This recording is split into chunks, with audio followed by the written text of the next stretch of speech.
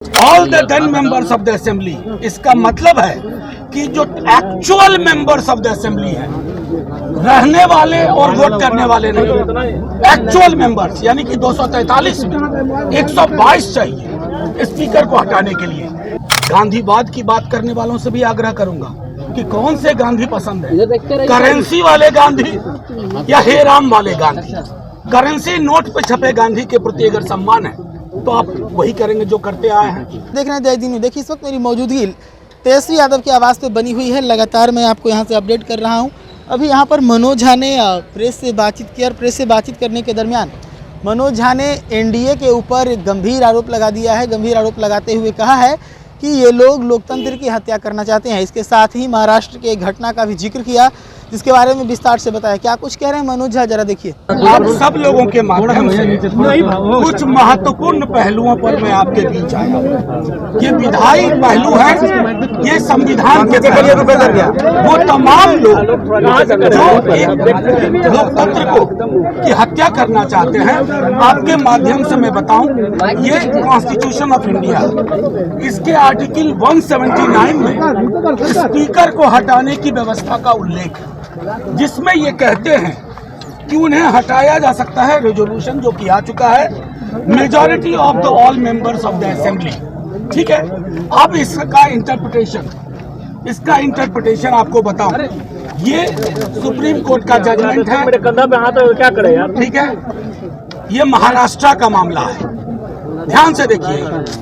और ये नबम रेबिया अरुणाचल का पूरा मामला है। ये नबम रेबिया अरुणाचल का, मैं आपको चाहूंगा आपके कि तमाम स्टेक होल्डर्स जो कल से इस विधायी महत्वपूर्ण पहलू पर फैसला लेंगे, चाहे कोई हो, स्पीकर साहब हो, सीएम साहब हो, उनके एडवाइजर्स हो, तो ये दोनों फैसले पढ़े। उस फैसले को मैं सबसे पहले अरुणाचल में बताता हूं कि स्पीकर को हटाने के लिए कितनी संख्या चाहिए। All the 10 members of the assembly. इसका मतलब है कि जो actual members of the assembly हैं, रहने वाले और वोट करने वाले नहीं, एक्चुअल मेंबर्स, यानी कि 243 में 122 चाहिए स्पीकर को हटाने के लिए। ये मैं नहीं कह रहा, माननीय सर्वोच्च न्यायालय ने नबम रेबिया वाले मामले में 7 जज बेंच ने ये बात कही है। दूसरा मामला महाराष्ट्र का है, जिसमें आप सब एक बार गौर से सुनिए, इसको। उसमें कहा गया है कि जितने भी सदस्य हैं, उसका मतलब होगा इनको हटाने के लिए कि जिनके सीट वैकेंट नहीं है, उन सब के आधार पर गणना होगी।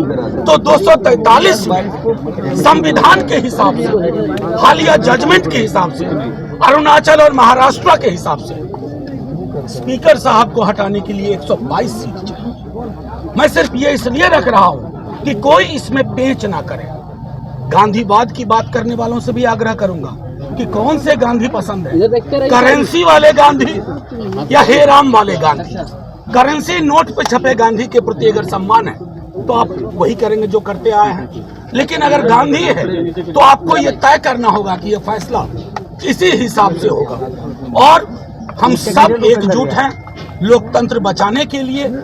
बच्चा इस बिहार का कल के दिन का इंतजार कर रहा है। हमारी ओर से ये चीजें स्पष्ट है कि हम संविधान के दायरे में चलने के लिए मजबूर करेंगे। सुप्रीम कोर्ट के जजमेंट के आलोक में चीजें चाहेंगे और सुप्रीम कोर्ट के आलोक में निर्णय होगा। हमारा पूरा विश्वास है, क्योंकि पहला का अभिभाषण के बाद कार्यावली में पहली चीज स्पीकर साहब के खिलाफ अविश्वास प्रस्ताव है। उसके संदर्भ में मैंने दोनों जजमेंट का जिक्र कर दिया। 179C का इंटरप्रिटेशन जो है वो कर दिया। दोनों जजमेंट की कॉपी आपको दिखा दी।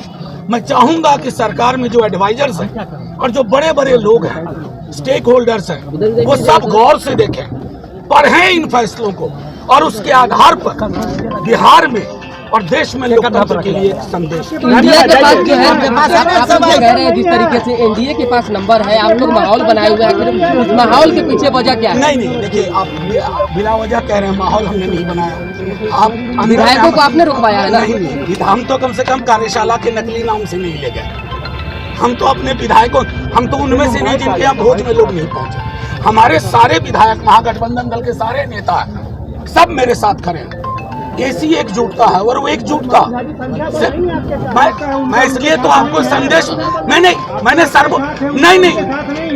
सर्वोच्च न्यायालय के इस जजमेंट को आपके सामने रखने का उद्देश्य एकमात्र था। आप लोग कुछ भी इसका इंटरप्रिटेशन करें।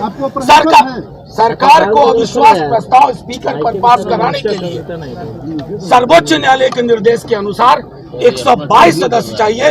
हम उनको शुभकामनाएं दें। तो देखा आपने किस प्रकार से मनोज झा ने एनडीए के ऊपर बिना नाम लिए हुए कहा कि ये लोग जो हैं वो लोकतंत्र की हत्या करना चाह रहे हैं, और ऐसा करते हुए महाराष्ट्र की घटना का जिक्र किया और उसके बाद जो है वो बताया कि ये लोग बिना बहुमत के ही जो है अध्यक्ष को हटाने की फिराक में है। मैं आपको बता दूं कि कल यानी कि 12 फरवरी को विधानसभा के अंदर विधानसभा अध्यक्ष के खिलाफ जो अविश्वास प्रस्ताव आया है, इसको लेकर जो है अविश्वास प्रस्ताव पर जो है वोटिंग होना है। इससे पहले मनोज झा ने इस तरह के बयान दिए हैं। ऐसे तमाम खबरों के लिए जुड़ेगा दैनिक के साथ। धन्यवाद।